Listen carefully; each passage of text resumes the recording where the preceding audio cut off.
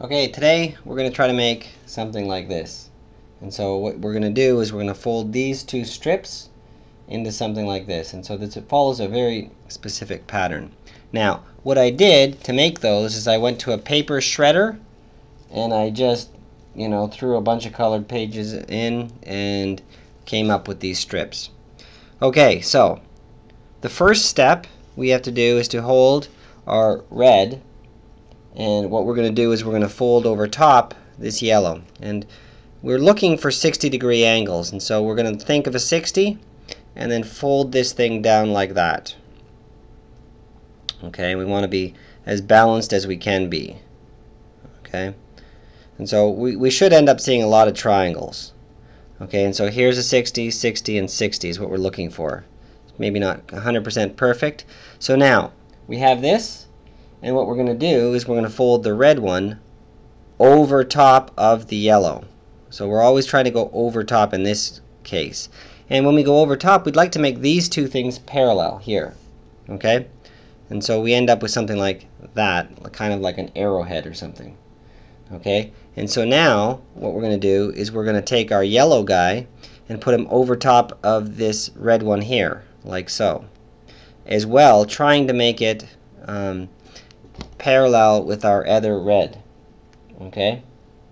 So we have something like this. Now to make sure it stays there, we're going to put it underneath the yellow, like so. Okay? And so now it's like we have a little hexagon up here. And what we're going to do is we're going to try to do this zigzag pattern. So if you look at this one, there's the top, and then we have to curve here. And so that means what we're going to do is we're going to pull this red one over top like that, and then once again lock it in place by put it underneath the other. Okay? And so if we look back to our original here, it goes one step, two steps in one direction. And so here we must pull our red one over top of our red and then lock it in place by putting it underneath the yellow. Okay?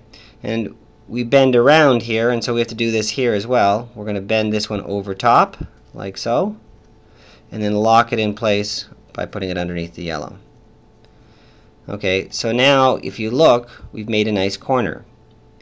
But on the other side, we're going to get in trouble if we continue in this way, and so we're going to put it over top of the yellow here, making it parallel, and then locking it in place with that. Okay?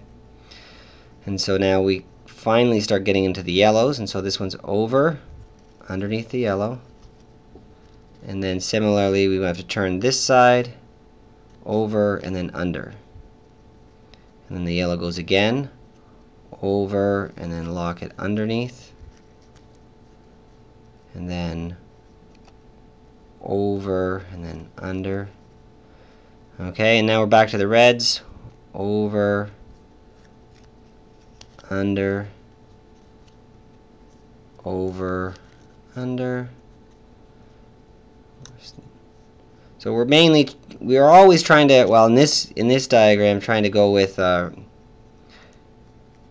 which side do we choose. Okay, and so essentially that's what we have. And one of these is longer than the other, and it's because I didn't have it quite centered at the first. But anyway, there we have it. And you can slip some more in and make it long, and so it's a great bookmark or something like that. Anyway, enjoy.